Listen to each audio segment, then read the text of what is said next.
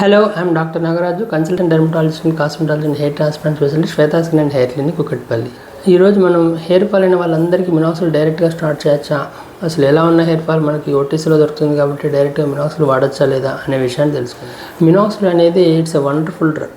So మనకి ఇచ్చిన వాళ్ళలో రఫ్లీ 40 to 60% పీపుల్లో వర్కౌట్ అవుద్ది. అండ్ ఎవరికైతే వర్కౌట్ అవుతుందో దానిలో మనకి ఎంతైతే హెయిర్ ఫాల్ పోయిందో దాంతో పాటుగా దానికి డబుల్ థిక్నెస్ వచ్చే ఛాన్స్ కూడా ఉంటుంది. So such a good drug and since 1960-70s నుంచి మనకి రన్నింగ్లో ఉంది. And skin related and hair related అయితే రఫ్లీ మోర్ దెన్ 20 years అనేది రన్నింగ్లో ఉంది.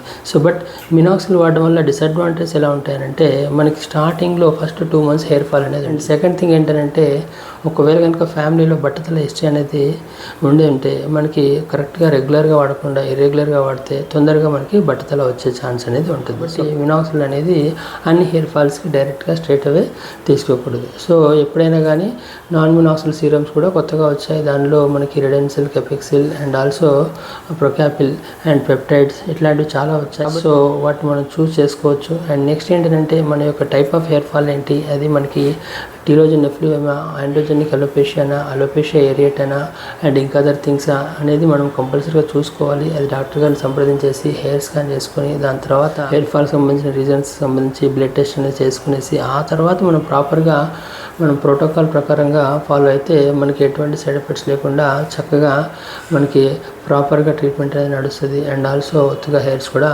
వస్తాయి. చూశారు కదా, మనకి మినాక్సిల్ అనేది మనకి అది యూస్ఫుల్గా కాదా అనేసి మీరు తెలుసుకోవాలనుకుంటే send your pic in the comment box and will contact you. Thank you.